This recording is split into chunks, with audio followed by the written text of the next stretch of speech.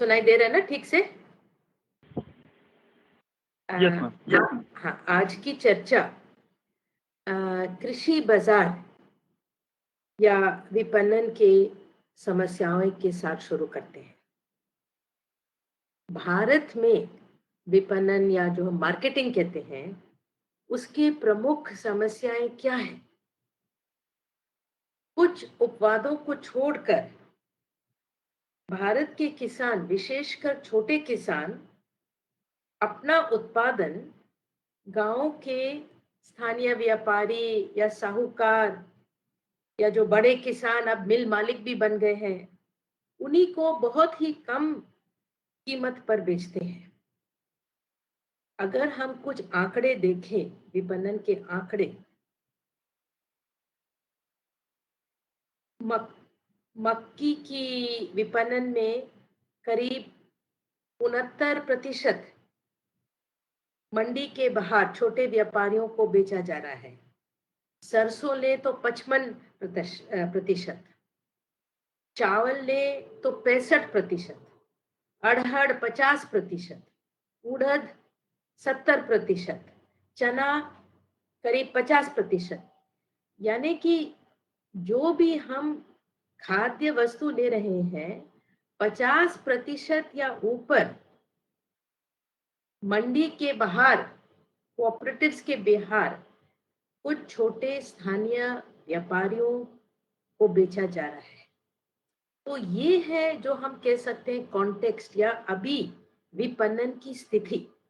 और अगर हम ये नहीं समझेंगे तो इसकी सुधार के लिए, इसको इसको बेहतर करने के लिए, छोटे किसान को लाभ देने के लिए, अच्छा दाम देने के लिए क्या स्थिति होनी चाहिए, ये हम समझ नहीं पाएंगे। तो सबसे बड़ा प्रश्न तो है कि हम इस विपणन में कैसे सुधार लें जिससे किसान को उचित लाभ मिले। अब ये जो 3 विधेयक निकले हैं, अब प्रेसिडेंट ने उन पर हस्ताक्षर भी कर दिया है। ये इन विपणन की समस्याओं को समाधान नहीं लाने वाले। मेरे तौर से मैं सबसे पहले ये कहना चाहती हूँ, जैसे प्रोफेसर रामकुमार ने कहा, इंग्लिश में कहते हैं throw the baby out with the bath water, यानी कि जब बच्चे को नहला रहे हैं, अगर पानी गंदा है और पानी फेंकना चाहते हैं, बच्चे को भी नाले में फेंक दिया। तो इसी तरह ये 3 विधेयकों ने विपणन की जो गलतियां हैं, जो कठिनाई है, जो समस्याएं हैं, उनको बाहर निकालने के लिए, मंडियों की समस्याओं को सुधार करने के लिए जो विपणन थे उसको भी बिगाड़ दिया है। और सबसे मुख्य तीनों विधेयकों के लेके अगर हम जोड़ के देखेंगे तो सबसे इम्पोर्टेंट या प्राथमिक चीज है कि इन विधेयकों को ला के विपणन के संबंधित आधारभूत संरचना, यानी कि रोड बनाना, गोदाम, परिवहन के साधन इत्यादि, जो हम इंफ्रास्ट्रक्चर भी कहते हैं, इनमें जो सुधार चाहिए, इसकी जिम्मेदारी सरकार पर नहीं रही। सरकार अपने जिम्मेदारी से हट रही है और इन 3 विधेयकों के द्वारा सरकार अपने जिम्मेदारियों को बाजार के हवाले कर रही है, मार्केट प्लेस या बाजार। पर इधर बाजार का क्या मतलब है ये मैं समझाऊंगी। बाजार का मतलब है कुछ बड़े पूंजीवादियों के, तो ये बड़े पूंजीवादियों के ऊपर ही सब भरोसा रखा जा रहा है विपणन के लिए। और सरकार ना ही विपणन में सुधार करेगी, ना ही ये निजी क्षेत्र के पूंजीपतियों को नियंत्रित करने वाली है। तो ये ही तीनों विधेयकों को लेके ये ही एक मूल सवाल उठता है कि इनसे जो हम देखेंगे न्यू लिबरल इकोनॉमिक पॉलिसी कैसे बढ़ाया जा रहा है। तो पहला विधेयक लेते हैं जो है किसान उत्पादन व्यापार और वाणिज्य विधेयक, यानी कि produce trade and commerce bill. और इस विधेयक से राज्यों के अंदर और राज्यों के बीच में, यानी कि एक प्रदेश से दूसरे प्रदेश, एक राज्य से दूसरे राज्य के कृषि उत्पादन की निरावरोध व्यापार को प्रोत्साहित करता है। यानी कि एक राज्य से एक किसान, एक बिजनौर का किसान अभी चेन्नई में अपना खाद्य बेच सकता है या किसी भी प्रदेश में बेच सकता है, विदेश में भी बेच सकता है। तो एक प्रदेश से दूसरे प्रदेश तक और एक प्रदेश के अंदर कोई रुकावट नहीं है कि किसान कोई भी मंडी में, कोई भी विपणन के स्थल पे जाके बेच सकता है। तो इस कानून के पहले कृषि उत्पादन की बिक्री कुल उत्पादन में शायद 25 या 30% की बिक्री APMC, agriculture produce market committee या मंडी, एपीएमसी के द्वारा चलाए जाने वाली थी। तो ये हैं एपीएमसी एक्ट के द्वारा बनाए गए मंडियों। और इन करीब देश में, हमारे देश में अभी 7,000 एपीएमसी हैं। कई प्रदेशों जैसे केरला में नहीं है, बिहार में भी एपीएमसी एक्ट को निकाल दिया गया था। इसके बारे में मैं बाद में विचार करूंगी। तो एपीएमसी के द्वारा जिनको अधिकारित लाइसेंस ट्रेडर थे, अधिकारित व्यापारी थे, उनको ऑक्शन में जो दाम निकाला गया, उस दाम पर जो किसान एपीएमसी मंडी जाते हैं उधर उस दाम पर बेच सकते हैं। तो पहली बात है जो मैंने आपसे बताया है कि जब हम सब खाद्य सामान देखते हैं तो उसमें कुल 20-30% ही ये एपीएमसी मंडी द्वारा बेचे जाए गए थे। अब इन पहले विधेयक जो फार्मर्स प्रोड्यूस बिल है, ट्रेड एंड कॉमर्स बिल है, इस विधेयक के द्वारा कहा जा रहा है कि किसान सीधे किसी भी खरीदार को बेच सकते हैं, यहाँ तक कि बड़ी पूंजीवादी कंपनियों को भी, कॉरपोरेट्स को भी। और ये दाम, जिस दाम पे, कीमत पे किसान बेचने वाले हैं, वो कीमत दो जनों के बीच में, यानी एक बड़े कंपनी के बीच में और किसान के बीच में तय होगी। आप ही सोच लीजिए, छोटा किसान जाके आईटीसी से या रिलायंस ट्रेल से कैसे बातचीत करके कैसे दाम ठीक कर सकता है। तो इसके बारे में हम फिर थोड़ा और बात करेंगे। पहले ये कानून जो निकल रहा है, ये 3 कानूनें जो बनाई गई हैं, इनके पीछे क्या सोच है? तो ये विचारधारा, जो सोच इनके पीछे है, ये है जो हम नव उदारवाद या न्यू लिबरल इकोनॉमिक पॉलिसी कहते हैं। तो न्यू लिबरल, नव उदारवाद पॉलिसी का विचार है या उद्देश्य है कि बाजार को मुक्त करना, बाजार को, जो हम कह सकते हैं इंग्लिश में फ्री मार्केट, बाजार को मुक्त करना, बाजार पर कोई सीमा नहीं रखना। जैसे बाजार में मार्केटिंग होगा, विपणन होगा, वैसे ही दाम मिलेगा।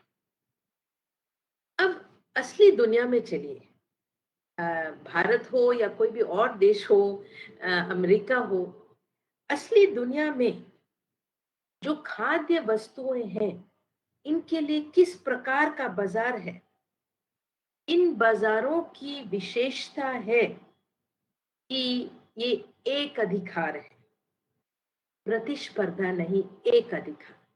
तो एक अधिकार जो कहते हैं वो इंग्लिश में हम कहते हैं मोनोपोली, यानी कि एक या दो बड़े पूंजीवादी, बड़े बेचने वाले लोग हैं। जैसे अगर हम पूरे अ, संसार में देखें तो बीज की बाजार में देखें या खाद्य बेचने की बाजार में देखें, दो या तीन या चार ही बड़े पूंजीवादी हैं, कंपनीज हैं, आपने नाम सुने होंगे।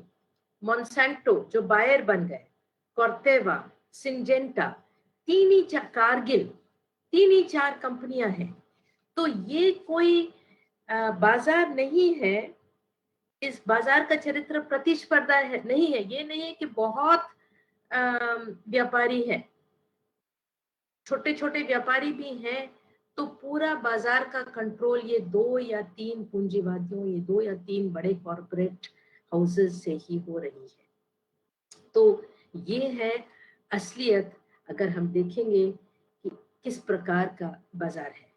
तो जब सरकार कहती है कि ये विधेयक बाजार को मुक्त करेंगे, मतलब ये हमारे बड़े पूंजीवादियों के लिए, वो रिलायंस रिटेल हो या आईटीसी हो या और दो तीन नए ऐसे निकलेंगे, इनके लिए ये एक अधिकार के लिए मुक्त कर रही है। तो ये समझना बहुत जरूरी है कि जो फ्री मार्केट है वो मोनोपोली है, यानी कि वो एक या दो बड़े कंपनियों से चलाई जा रही है, वो किसी तरह से मुक्त बाजार नहीं है। तो अगर मैं अर्थशास्त्र पढ़ाती हूँ, तो अगर हम अर्थशास्त्र की ओर से देखेंगे तो बाजार के बारे में क्या सिद्धांत अर्थशास्त्र से हम सीख सकते हैं। तो ये जो भी आपके भी जान पहचान के लोग होंगे जो अर्थशास्त्र सीखने जाते हैं, पाठशाला में ही हो कॉलेज में हो, सबसे पहले दिन ही ये सिखाया जाता है कि अगर एक अधिकार हो, अगर मोनोपोली हो, एकमात्र एक बड़ा खिलाड़ी हो बाजार में, तो वो ही खिलाड़ी कीमतों को तय करते हैं।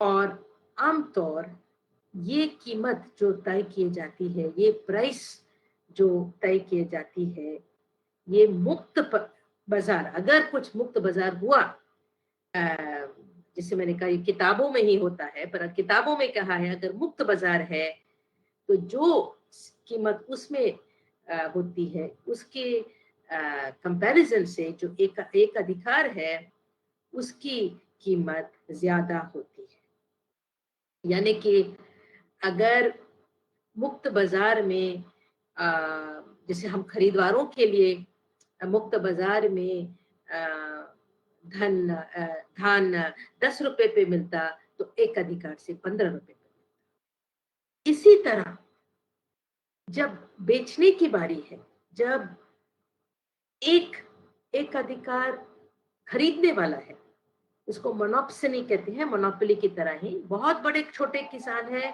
करोड़ों में है किसान, पर जो खरीदने वाला है वो एक या दो पूंजीवादी कंपनी है, तब ये खरीदार जो कीमत देता है वो प्रतिस्पर्धा बाजार से कम है। तो जो किसान 100 रुपए के लिए बेच सकता था किलो, अब उसको कम दाम मिलेगा, ये जो मोनोपोली या एक अधिकार खरीदार है। तो ये तो हमारे अर्थशास्त्र में बहुत ही स्पष्ट है। और जैसे मैंने कहा, सबसे पहला ही कोई भी किताब खोलो यही हम सीखते हैं। तो एक तो ये हुई जो हमको सिद्धांत मिलते हैं किताबों से। अब हम चलते हैं जो एक्सपीरियंस है, जो हमारा अनुभव है। तो क्या मैं ये कहना चाहती हूँ कि हजारों, करोड़ों, सैकड़े, लाखों किसानों, छोटे छोटे किसान क्या इस प्रकार के एक अधिकार बाजार में कीमत तय कर सकते हैं? क्या वो कंपनी से बातचीत करके एक कीमत बढ़ा सकते हैं? तो ये तो नामुमकिन है अर्थशास्त्र के प्रकार। अब विकसित देशों में भी अगर आप अमेरिका के आंकड़े देखेंगे या फ्रांस, जर्मनी, यूरोप के इंग्लैंड, कोई भी यूरोप के देश के भी आंकड़े देखेंगे तो कृषि उत्पादन के लिए सरकार सैकड़ों करोड़ों की सब्सिडी देती है। यानी कि सहायता मिलती है, किसानों को सहायता मिलती है। और जो दाम, खाद्य सामान के जो दाम है वो कुछ फ्री मार्केट या मुक्त बाजार में नहीं बनाए जाते हैं, वो सब्सिडी के तौर से ही वो कीमत बनाई जाती है। और अब देखिए जो हमारा प्रदेश है जहाँ किसान आमतौर किसान गरीब है, बहुत कम लाभ मिलता है। इस देश में सरकार चाहती है कि एक मुक्त बाजार, यानी कि एक या दो बड़े कंपनियों के द्वार से कीमत बैठाई जाए। थोड़ा और अगर हम ये विधेयकों में जाएंगे, जो पहला वाला है, जैसे मैंने कहा एपीएमसी एक्ट निकालने के लिए, जो कहता है कि किसान कहीं भी किसी भी प्रदेश में किसी भी व्यापारी को बेच सकता है। तो फिर से चलते हैं कि भारत में जो कृषि विपणन या खरीद बिक्री की व्यवस्था है ये बहुत जटिल है। हर हर प्रदेश में अलग है।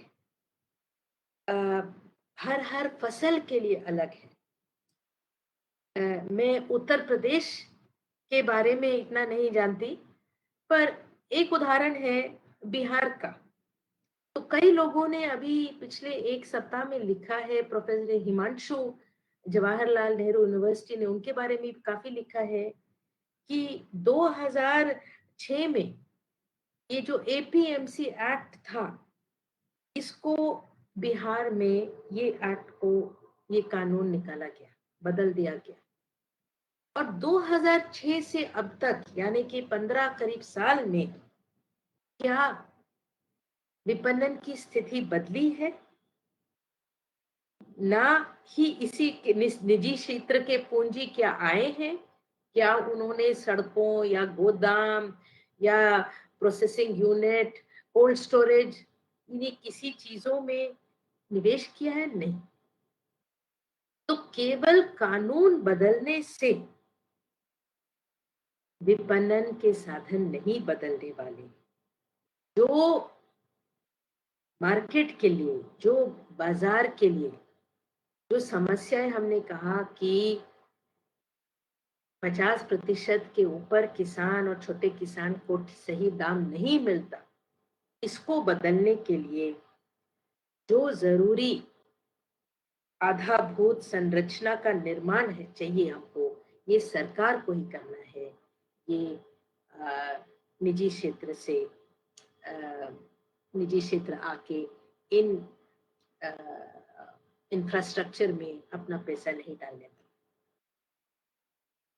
एक तीसरी बात तो है जो आप सब देख रहे हैं कि ये 3 विधेयकों के द्वारा जो राज्य सरकार कर रही है कि इसके माध्यम से हमारे जो जैसे एग्रीकल्चर एक स्टेट सब्जेक्ट है, अब ये सब विधेयक जो 3 है ये एग्रीकल्चर या खाद्य से जुड़े हुए हैं। इन पर केंद्रीय सरकार ही सब बदलाव ला रही है और जो राज्य सरकार है उनसे कुछ बात भी नहीं हुई। और राज्य सरकार के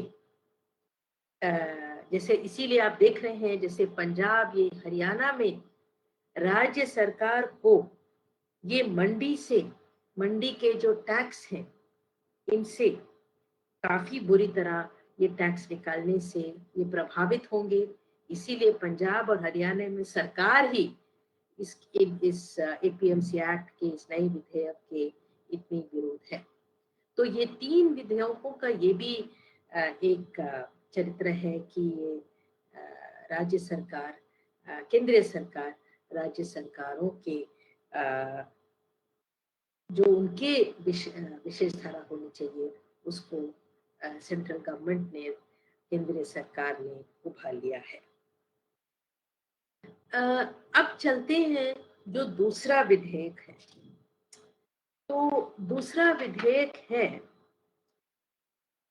किसानों के मूल्य आश्वासन और कृषि सेवाओं का अनुबंध, यानी अनुबंधित खेती या कॉन्ट्रैक्ट फार्मिंग के बारे में इसको स्वीकृति देता है। कॉन्ट्रैक्ट फार्मिंग या अनुबंधित खेती को स्वीकृति देता है।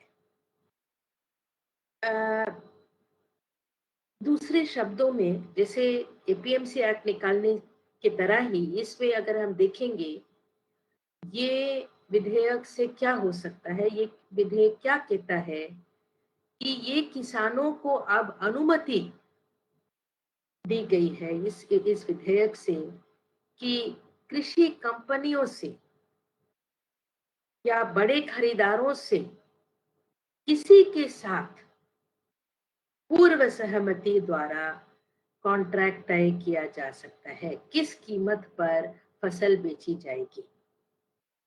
ये बड़ा कॉरपोरेट हो, बड़े पूंजीवादी हो, कोई भी हो, ये अब छोटा किसान या कोई भी किसान को अनुमति है कि वह एक बातचीत करके कॉन्ट्रैक्ट फार्मिंग का प्राइस या कीमत फसल के उत्पादन करने के लिए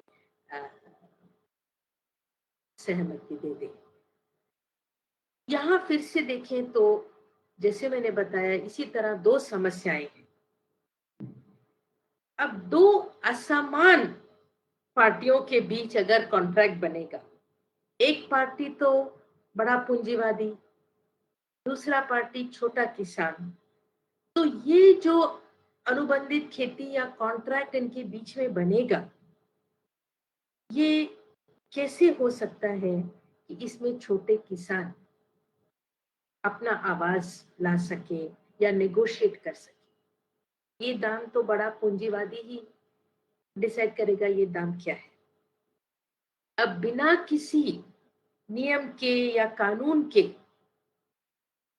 ये फिर से फ्री मार्केट या बाजार के ऊपर भरोसे छोड़ दिया है कि जो दाम बाजार बताएगा, और इधर बाजार फिर से बड़ा कंपनी है या बड़ा कॉर्पोरेट पूंजीवादी है, जो दाम बाजार बताएगा वही दाम पे ये छोटे किसान को खाद्य बेचना पड़ेगा। अब ये बात जरूर कहना चाहिए और समझना चाहिए, जो मैंने पहले ही उसी से शुरुआत किया था कि छोटे किसान के लिए दाम बढ़ाना बहुत जरूरी है। जो आज दाम मिलता है उससे लाभ बहुत ही नहीं है, कम है या है, लाभ ही नहीं है, मुनाफा बहुत कम है। तो छोटे किसान के लिए दाम कैसे बढ़ाएं? कॉन्ट्रैक्ट फार्मिंग से, अनुबंधित खेती से बढ़ सकता है, तो फिर अनुबंधित खेती के बारे में भी हमको सोचना पड़ेगा। सब अनुबंधित खेती बुरा नहीं है, मैं ये नहीं कहना चाहती, पर किस तरह के अनुबंधित खेती को हम ला सकते हैं। तो इस विषय में प्रोफेसर रामकुमार टाटा इंस्टीट्यूट के जो प्रोफेसर हैं, उन्होंने अभी भाषण दिया है और कहा है कि एक सुझाव है कि सामूहिक संस्थान के साथ, किसानों की कोई सामूहिक संस्थान के साथ कॉन्ट्रैक्ट या अनुबंधित खेती, कॉन्ट्रैक्ट फार्मिंग किया जाए। एक उदाहरण के लिए इसका मैं हिंदी नहीं जानती, जो एफपीओ कहते हैं, फार्मर प्रोड्यूसर ऑर्गेनाइजेशन, यानी कि 10, 20, 30 किसान मिलके कंपनी बनाए, छोटे कंपनी, उसके साथ कॉन्ट्रैक्ट फार्मिंग, या जो हमारे देश में सहकारी समितियां, जो कोऑपरेटिव्स हैं, उनके साथ। तो जब एक बड़ा कंपनी एक तरफ है, पूंजीवादी एक तरफ है, बड़ा किसान एक तरफ है, तो छोटे किसान को अलग अलग जाके कॉन्ट्रैक्ट बनाने के बजाय क्या छोटे किसानों के कोई सामूहिक तरह तौर से, एफपीओ के तौर से या कोऑपरेटिव या सहकारी समितियों के तौर से क्या हम कॉन्ट्रैक्ट के बारे में सोच सकते हैं। तो इससे मेरा अर्थ ये है कि जब ये हम 3 विधियों को देखते हैं, तो इनके आने के पहले विपणन की समस्याएं थी और अभी भी आज भी हैं। छोटे किसानों के लिए विपणन की, बाजार की बहुत ही समस्याएं हैं। तो ये समस्याओं को देख के सुधार करना है। जो नए विधेयक आए हैं वो तो सिर्फ पूंजीवादी अ, किसान या बड़े कंपनी के ओर से, जो मैं कह रही थी एकाधिकार है, उनके ओर उनकी ओर को देख के ये विधेयक लाए गए हैं। अब मैं चलती हूँ एक दूसरी बात पे, जो एपीएमसी की मंडी की बात हो या कॉन्ट्रैक्ट फार्मिंग की बात हो, अ, बहुत ही जरूरी बात है, और वो है एमएसपी, मिनिमम सपोर्ट प्राइस, या न्यूनतम मूल्य जो के कह सकते हैं। अब ये जो 3 विधेयक हैं, इनमें एमएसपी के बारे में कोई बात ही नहीं है। पर अगर हम इनको समझेंगे तो देख सकते हैं कि ये विधेयक कहते हैं कि किसान और कोई भी जो बाजार में आए, वो खुद के बातचीत से जो दाम है, जो कीमत है, वो तय कर सकते हैं। तो मूल्य दाम या फ्लोर प्राइस, इसकी तो बात ही नहीं, कोई गारंटी की तो बात ही नहीं है। तो एमएसपी का मतलब ही नहीं रहा। अगर सरकार ये विधेयक को लाने के बाद धीरे धीरे सरकार खरीदना बंद कर देगी, एपीएमसी में जो विपणन चल रहा है वो कम और भी कम हो जाएगा, तो इसके बाद हम कैसे बोल सकते हैं कि कोई एमएसपी का मतलब ही रहेगा कि तो एक विचार मैं आज आपके सामने रखना चाहती हूँ कि एमएसपी को न्यूनतम मूल्य या गारंटी मूल्य बनाना बहुत ही महत्वपूर्ण है। इसको मैं और 1 मिनट में एक समझाती हूँ। 2003 में ही दीर्घ long high level committee on long term grain policy, दीर्घकालिक अनाज नीति बनाने के लिए एक उच्च steering committee, high level committee professor Abhijit Sen के नीचे नेतृत्व में बनाई गई थी, और मैं भी उस कमेटी की एक सदस्य थी। तो उस समय से ही आप जानते हैं, जो न्यू लिबरल पॉलिसी है, 10-20 साल से ही इसके बारे में चर्चा हो रही है, और कांग्रेस गवर्नमेंट भी न्यू लिबरल इकोनॉमिक पॉलिसी के साथ ही जुड़ी हुई है, ये भी हमको भूलना नहीं चाहिए। तो उस समय से ही जब ये विचार चल रहे थे कि किस प्रकार हम किसानों के लिए दाम रखें, तो इस कमिटी ने लिखा था, इनकी सिफारिश थी कि एमएसपी को वैधानिक या कानूनी दर्जा दिया जाए। मैं रिपीट करती हूँ, एमएसपी को वैधानिक या कानूनी दर्जा दिया जाए तथा कानूनी तौर से न्यूनतम कीमत मान लिए जाए। इसको इंग्लिश में कह सकते हैं, एमएसपी को स्टैट्यूटरी प्राइस या वैधानिक या लीगल मिनिमम प्राइस, कानूनी प्राइस बनाया जाए।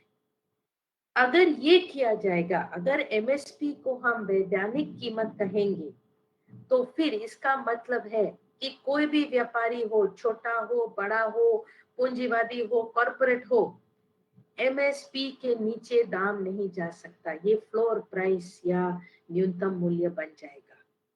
तो ये तो बहुत ही जरूरी चीज है। और जो विधेयक आए हैं, इनमें एमएसपी की शब्द ही नहीं है और एमएसपी के बारे में बात ही नहीं है, क्योंकि ये देख सकते हैं कि जो ये सरकार चाहती है कि धीरे धीरे सरकार की जिम्मेदारी कम हो जाए, सरकार ना एपीएमसी में ना और किसी मंडी में प्रोक्योरमेंट करे, और एमएसपी का मतलब ही फिर नहीं रहेगा। तो ये बहुत ही विशेष बात है साथियों, और इसको ये डिमांड हमको लाना चाहिए कि एमएसपी को न्यूनतम मूल्य बनाया जाए, और इससे ही तो कम से कम कुछ लाभ मिलेगा, किसानों को लाभ मिलेगा। अब चलते हैं हम तीसरे विधेयक पर।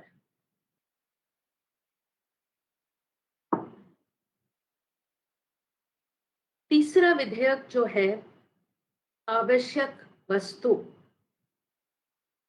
से संबंधित है, जो हम कहते हैं इंग्लिश में एसेंशियल कमोडिटीज एक्ट, आवश्यक वस्तु अधिनियम से संबंधित है, जिसे 1964 में पारित किया गया था।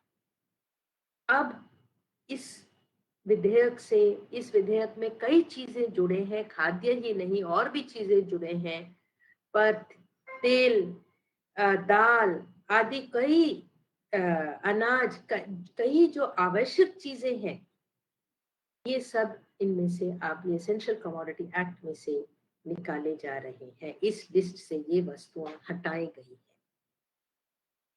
अब ये तीसरा विधेयक समझने के लिए हमको 1964 या 65 में जाना पड़ेगा कि ये ईसीए उस समय क्यों लाया गया। अब अगर हम खाद्य सामान के विचारों के बारे में अगर हम पढ़ाई करेंगे तो ये पता लगता है कि 1960s के माध्यम में 64-65 के 1966 इस समय में खाद्य सुरक्षा, हमारे देश के वासियों के लिए खाद्य सुरक्षा को सुनिश्चित करने के लिए कई नीतियों लागू किए गए थे। फूड कॉर्पोरेशन ऑफ इंडिया, या जो भारतीय खाद्य निगम है, ये बनाया गया।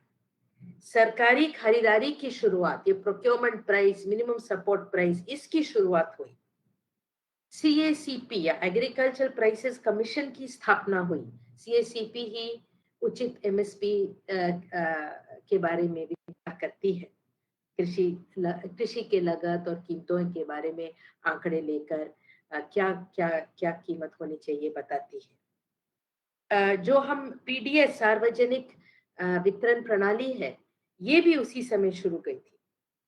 तो ये हमारे देश के लिए कि बहुत, अगर हम खाद्य सुरक्षा की तौर से देखें तो food corporation of India, APMC, agriculture price commission, CCP, PDS, MSP और एसेंशियल कमोडिटीज एक्ट, ये सब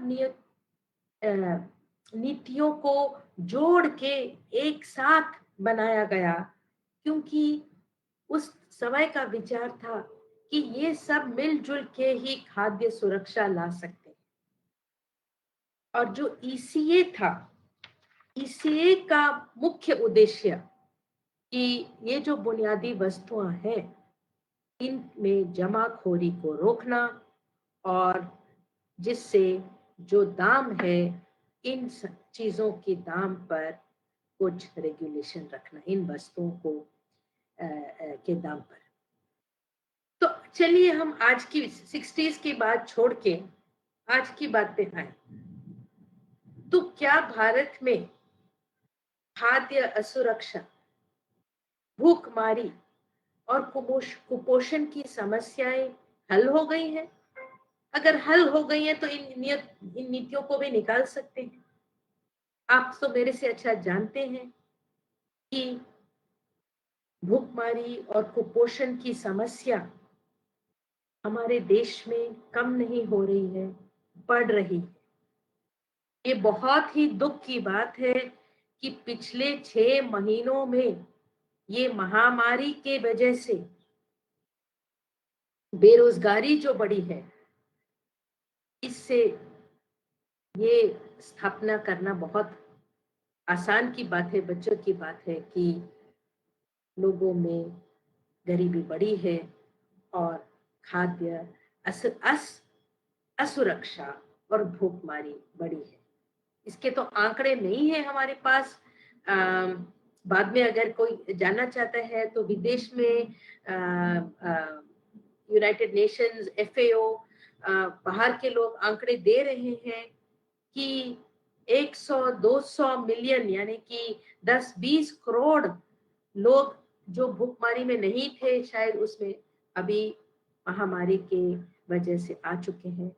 तो भूखमरी तो बढ़ रही है, कम नहीं हो रही। तो इस स्थिति में जो एसेंशियल कमोडिटीज है, जो अनाज है या दाल है या तेल है, इन सब के कीमतों पर क्या रेगुलेशन है? ये एसेंशियल कमोडिटी एक्ट के द्वारा इन खाद्य पदार्थों को एसेंशियल कमोडिटी से निकाला गया है और अब भंडारों में इन कीमतों को हम कैसे नियंत्रित कर सकते हैं, तो ये तो आप ही समझ सकते हैं। दूसरी बात है कि अब निजी खरीद और भंडारों में 100% फीसदी एफडीआई यानी प्रत्यक्ष विदेशी निवेश, जो मैं कह रही थी, जो बड़े कंपनियां हैं, कारगिल है या कोई भी इंटरनेशनल मॉन्सेंटो बेयर है, 100% फीसदी में इनको अनुमति दी गई है हमारे खाद्य भंडारों में आने के लिए। अब बड़े पूंजीपति कॉरपोरेट वाले क्या वास्तविक परिवर्तन चाहते हैं? मैं जब इस अभिजीत सेन कमेटी की सदस्य थी तो हम कारगिल के लोगों से मिले थे। जैसे मैंने कहा, सबसे एक इन बड़े पूंजीवादियों कॉरपोरेट में से कारगिल एक बहुत बड़ा है और उन्होंने हमारे सामने स्पष्ट कर दिया था कि वे एफसीआई को बंद करना चाहते हैं, वो एमएसपी को बंद करना चाहते हैं, क्योंकि जब भारतीय सरकार मंडियों और बाजारों में से निकलेगी तभी कारगिल जैसे कंपनियों का प्रॉफिट या फायदा बढ़ेगा। अगर आप देखेंगे तो आज अमेरिका में लगभग 50 मिलियन टन अनाज उत्पादन होता है। पूरे अमेरिका में 50 मिलियन टन अनाज उत्पादन होता है। भारत में 200 मिलियन टन के ऊपर उत्पादन होता है। तो जो कारगिल का अभी मुनाफा है वो 4 गुना हो सकता है। इसीलिए वो क्या, और उन्होंने स्पष्ट शब्दों में कह दिया था कि जब तक फूड कॉर्पोरेशन ऑफ इंडिया है हम भारत में नहीं आएंगे, क्योंकि अगर दाम बढ़ जाएंगे तो फिर एफसीआई आ जाएगी, बीच में प्रोक्योरमेंट हो जाएगा या एक प्रदेश से दूसरे प्रदेश खाद्य सामान भेज देंगे। जैसे अभी लॉकडाउन में, पेंडेमिक में एफसीआई होने के वजह से ही एक देश से एक दूसरे प्रदेश तक, एक राज्य से दूसरे राज्य तक खाद्य को भेजा गया, अनाज को भेजा गया। तो ये 3 विधियों के बीच में जो विचरण है वो न्यू लिबरल पॉलिसी है। वो ये बड़े पूंजीवादियों को हमारे देश में भी बुला के उनका मुनाफा या उनका फायदा बढ़ाने के लिए ही किया गया है। तो साथियों, अब मैं पूरा इसका संक्षिप्त में बताती हूँ अभी और 5 मिनट में, और अगर आपके कुछ प्रश्न हैं उसके बाद उस प्रश्न के बारे में 5-10 मिनट बात कर सकते हैं। सो अगर हम ये सब कुछ जो मैंने कहा है उसको मिलाकर देखेंगे तो आर्थिक सिद्धांत से भी और हमारे अनुभव से भी, हमारे अलग अलग प्रदेशों के अनुभव से भी ये पता चलता है कि अधिकांश वस्तुओं के बाजार में कोई प्रतिस्पर्धा नहीं है। कुछ बड़ी कंपनियां हैं जो बाजार को नियंत्रित करती हैं। तो ये विधेयकों से ये टेंडेंसी जो है और भी बढ़ेगा, यानी कि ये जो 2 या 3 बड़ी कंपनियां हैं, ये ही कीमत को नियंत्रित करेंगी। और ये कीमत कैसे बनाएंगे? ये तो वही कीमत करेंगे जो उनका मुनाफा बढ़ाता है। वो छोटे किसान के लाभ को तो नहीं सोचेंगे, वो तो अपने ही मुनाफा का सोचेंगे। तो अगर हम एक्सपीरियंस भी देखें, हम बिहार की स्थिति देखें, जहां एपीएमसी एक्ट था और इसको निकाला गया, तो उसके बाद विपणन में, बाजारों में क्या अधिक निजी निवेश हुआ? नहीं। यानी कि जो प्राइवेट इन्वेस्टर्स हैं, वो जो बड़े कंपनीज हैं, वो भाग के विपणन में नहीं आए। छोटे छोटे शहरों में मार्केटिंग के लिए, बाजार के लिए जो इंफ्रास्ट्रक्चर चाहिए, जो मैंने कहा, जो रोड चाहिए, जो गोदाम चाहिए, जो सड़कें या ट्रांसपोर्ट परिवहन के चाहिए, इनमें निजी क्षेत्र, प्राइवेट सेक्टर नहीं घुसा है।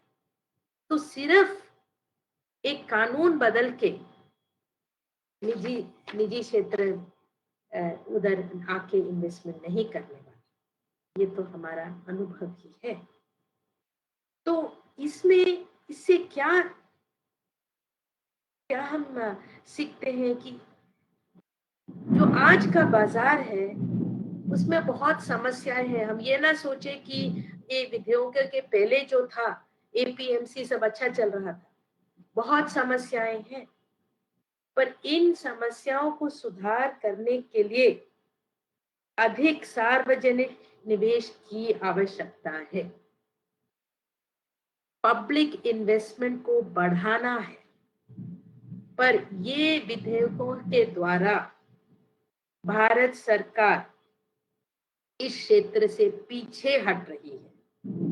पब्लिक इन्वेस्टमेंट बढ़ाने के जगह ये सरकार पब्लिक इन्वेस्टमेंट या कोई भी किसानों के लिए पब्लिक एक्सपेंडिचर, सब्सिडी, एमएसपी से जो दिया जाता है, इसको कम करना चाहती है।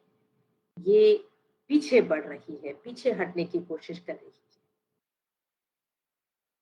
अब तीसरी बात ये है कि अगर निजी क्षेत्र के लोग आएंगे मार्केटिंग में, हमारे देश के हों कि ये विदेश के हों, इन पर कोई भी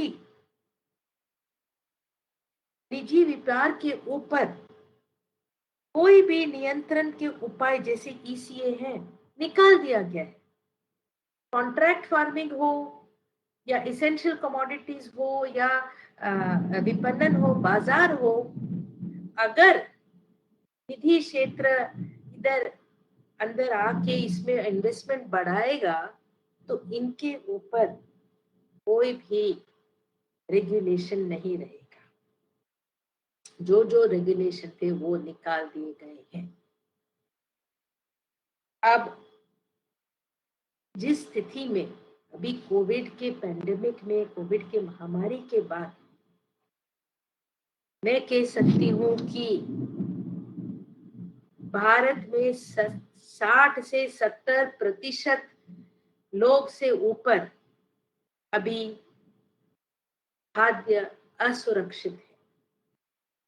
अगर हम ग्रामीण क्षेत्र में देखें, इससे भी ऊपर प्रतिशत लोग, ये जो हम आंकड़े ले रहे हैं, सर्वे चला रहे हैं, गांव में कह रहे हैं कि जो 3 बार खाना खाते थे 2 बार खा रहे हैं, अब चावल या चपाती ले रहे हैं, जितना सब्जी लेते थे या दाल लेते थे उसको कम कर दिया है। तो खाद्य असुरक्षा बढ़ रही है। इस समय में ये जो विधेयक लाए गए हैं, इनसे हमारे जो एसेंशियल कमोडिटीज हैं, जो आवश्यक वस्तुओं हैं, उनके कीमत के ऊपर अब नियंत्रित किया जाना मुश्किल है। ये 3 विधेयक जब बिल बन जाएंगे। और पिछले 6 महीनों में जो गरीबी बढ़ी है, तो ये गरीबों के ऊपर बहुत ही असंकट लाने वाली ही है। आखिरी में तो मैं ये कहूंगी, जो आप जानते हैं कि ये जो तीनों विधेयक हैं, इनसे राज्य सरकारों की भूमिका को कमजोर की है। जो राज्य सरकार कृषि राज्य सरकार के क्षेत्र में है, इसको हमारे केंद्रीय सरकार ने इनके ऊपर अपनी भूमिका में ले लिया है। और जिस प्रकार आप सब जानते हैं, इन 3 विधेयकों को जिस प्रकार पार्लियामेंट में इनको पास किया गया, ये पूरी तरह से गैर लोकतांत्रिक है, ये तो आप जानते हैं। तो इन शब्दों के साथ अब मैं रुकती हूँ। अगर कुछ प्रश्न है मैं वो ले सकती हूँ। धन्यवाद।